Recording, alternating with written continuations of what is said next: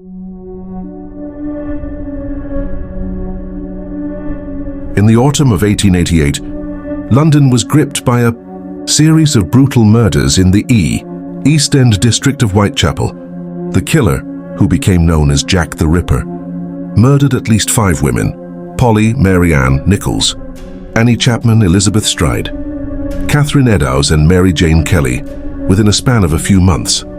These murders shocked Victorian society. The violence, the mutilations, and the way the killer operated suggested not just cruelty, but also a certain anatomical understanding.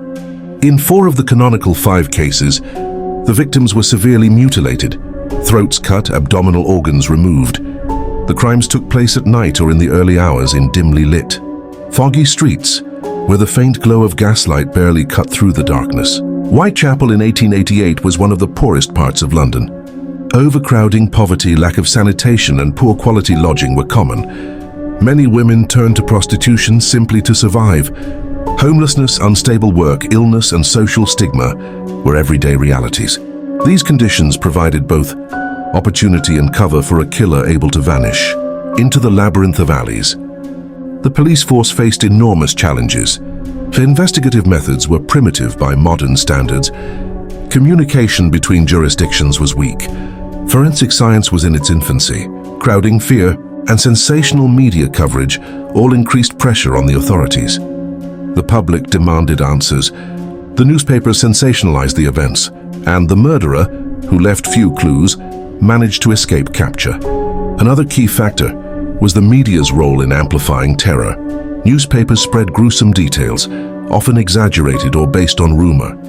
One of the most infamous pieces of correspondence, the Dear Boss letter signed Jack the Ripper, helped cement the killer's name in history. Though its authenticity remains debated, the stories provoked fear throughout London and beyond.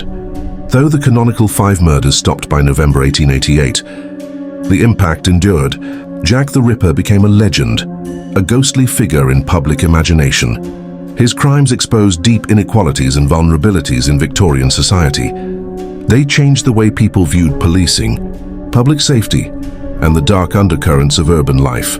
The mystery surrounding his identity has never been solved, fueling endless theories about his motives, psychology, and possible identity. The canonical 5 murders attributed with certainty to Jack the Ripper all occurred within a very compact geographical area, Whitechapel and its neighboring districts. The closeness of times and locations made it possible for the police to link the cases together. One of the most notorious incidents was the double event, referring to the murders of Elizabeth Stride and Catherine Eddowes on the same night, September 30, 1888, in different but nearby locations. Over the decades, numerous suspects have been proposed, local butchers, surgeons, doctors, and immigrants among them, but no one was ever convicted. Names like Aaron Kosminski and Montague John Druitt frequently appear in historical debates, yet the evidence remains inconclusive. Forensic science at the time had limited tools: no fingerprinting, no DNA analysis, and rudimentary autopsy procedures. London's fog, narrow alleys, and poor lighting created perfect conditions for a killer to move unseen. Public reaction mixed fear, fascination, and moral outrage. Citizens were terrified to walk the streets after dark. Streetlights were unreliable and patrols sparse. Yet curiosity and sensationalism flourished. Newspapers sold rapidly, publishing lurid details and speculative theories. Some letters claimed to be from the killer himself, though most were hoaxes. The press turned the crimes into national hysteria, blending fact and fiction into a grim Victorian legend. The scandal also revealed the stark social divide of the era. Wealthy Londoners lived in safety, while the poor of Whitechapel struggled in overcrowded, unsanitary conditions. The victims were often women living on society's margins, lacking protection or support. Their murders symbolized the dangers and desperation of the urban underclass. Over time, the case of Jack the Ripper became part of popular culture. He transformed into the archetype of the mysterious, faceless serial killer, a figure of horror, intrigue, and obsession.